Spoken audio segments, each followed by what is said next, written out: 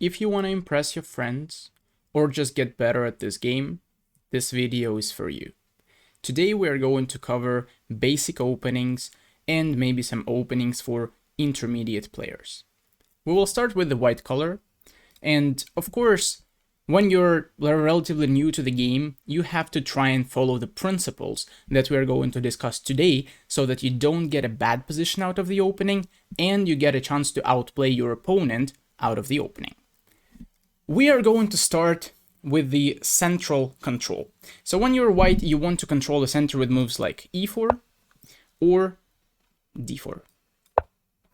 These are the two moves that control the center and allow for your pieces to develop naturally. I would recommend, if you're starting with the move e4, because e4 is just a move that leads to more dynamic positions. It's a move that leads to more interesting, more saturated positions, and the positions that you, by playing, will improve more than by playing the d4 type of positions. So we start off with the e4, and let's assume our opponent develops naturally with e5. Then we are going to follow with knight f3. Remember, knights before bishops. So first we develop the knight to f3, then let's say they will play knight c6, and in this position we can develop the bishop. We develop the bishop first so that if we ever need to push this pawn up to open up the other bishop, then this bishop is already developed, because if we did it before, then the bishop would be stuck here. So after this move, let's assume black plays something like this, then we are going to get castled. And here we already see three principles applied. Principle number one, get control of the center. Principle number two, develop your minor pieces, first knights, then bishops. Principle number three, get castled. So when you get castled, your king gets behind these pawns, so it gets into safety, whereas in the center, usually we open the center. So in the center, the king would be less safe. Now, for black should also try and develop, and let's assume they play something like this, attacking our pawn. Then what you want to do is, let's say you defend the pawn, and then let's say black castles. Then what you want to do, usually, is you want to try and fight for the center. And you can do that with preparing pawn breaks or breaking the center immediately. For example, in this position, we could already break the center with playing d4. Because then we see, whenever we play this move, we have to see how many attackers and defenders do we have and defenders does black have. So in this position, on this d4 square, we have two defenders, the knight and the queen. And black has two attackers on that, the pawn and the knight. So that means that we are safe to play this move, because if only black had outnumbered us on d4, then we wouldn't be able to do this. But now we can do it. So after takes, knight takes on d4, of course, take first with the least valuable piece, knight takes d4, queen takes d4, and then we have better control of the center, so white's position is better. What you want to follow this up with is developing the other knight, developing the other bishop, trying to bring the other rooks to the center. So once your rooks are looking at each other, meaning there is no minor pieces on the back rank between them, that is the step, or the sign rather, of complete development. So that is what you're trying to achieve. Let's say something like this. You develop your knight first. Let's say this, then you can develop your bishop, and then your rooks are looking at each other, which is a great sign. Now you want to bring this rook to the center and just continue naturally. Now, talking about the black color, let's flip the board. What we're going to do here is, let's assume white plays this move. Now, of course, you can also start with e5 here, just like we were seeing, the example when we were white.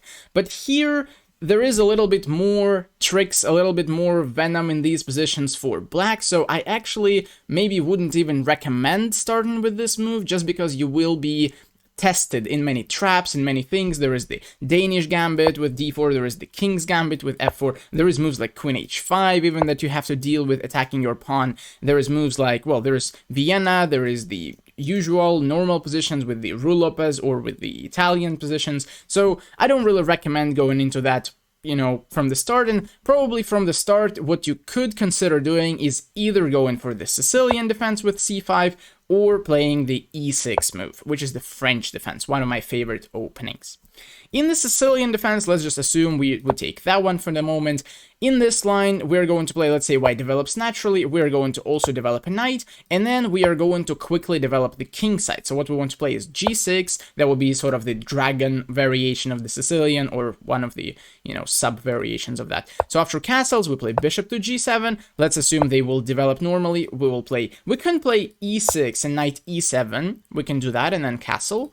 Or what we can do is also develop the knight to f6. But beware, with these moves, we always have to watch out for their pawn pushes. For the moment, it's okay because we can move our knight again, and this pawn will start hanging now. And actually, it's kind of a trap because white loses the pawn now, because we have 3 attackers, and white only has 1 defender. So for white, it's actually impossible to defend the pawn, because he would need to add 2 defenders at once for the pawn, which is impossible. So that turns out fine for black. But if white doesn't push the pawn, let's say he plays d3, then we'll just play d6. Next move we can castle, and the king still gets into safety. Also notice that the fianchettoed bishop around your king always defends it very well. So it's actually a good thing to have this bishop here. So that is what we're going to do when we are playing the opening from scratch. Now, if you're a more advanced player, then you can consider playing other openings. For example, you can consider playing, d4 openings from here, or even other openings, like, for example, knight f3, starting off with that. Or what I also like as an opening for white is the English opening with c4. And in these positions, actually, whenever you play c4, then what you want to do, it's kind of a system opening c4, to be honest. It's pretty easy to learn for white. You can start with c4, or you can start with knight f3. It might not matter as much, because after this, what you want to do, typically black plays something like this, white develops a knight, black develops a knight, and then you can play g3. And basically, what we are getting here is the Sicilian defense reversed. So we're going to play bishop to g2, then develop our knight, possibly to f3 or e2. Let's just say they develop normally, play these random moves, and then we will just play this maybe and develop our knight to e2, and then we'll get castle. And then we can do that almost against any move order that black wants to play. And in that case, of course, there is some variations where we have to adjust a little bit. But this is a more or less system opening, because we play this more or less against any variation. For example, if black wants to play the King's Indian, let's say with knight f6 and g6, we'll do the same thing. We can just play g3, bishop g2, then we can play e3, develop the knight to e2, let's say this, as the King's Indian typically goes, like this, and then here. And this is the King's Indian English against the King's Indian, which is a system opening as well, and usually in the English your plan is to try and launch the pawn storm on the queen side. So that's what you're going to do. So this is a system opening. Of course, a very popular system opening these days is the London system. So if we go back, we can see d4, for example, d5, and you can bring the bishop out early. Magnus Carlsen, the current world champion so far, or in classical chess, he popularized this very much in around 2013, 14, 15s. So let's say black plays this, we'll develop our knight. We can postpone developing this knight to f3 as well. In some variations, it's useful. For example, after this, we can play e3, e6, then we can do this. And then if they play this, we'll develop our knight, castles, bishop here. And whenever they play this c5 move, what you want to do is you want to play c3 just to support the center. And there you go. This is your system. This is the system opening that you're going to play. This kind of, nice little triangle here that you get is perfectly fine and safe. It's a very easy opening to play for black, for white. So I would really recommend, if you don't like studying very sharp variations, you can just stick to one of the system openings. A really nice system opening that I like, but I wouldn't recommend for beginners to play that, is the f4 move, because then you also get a system. You play knight f3, g3, bishop g2, just like in my video against the Penguin, Andrew Tang, the one that you probably saw before this one. So this is pretty easy to play for white.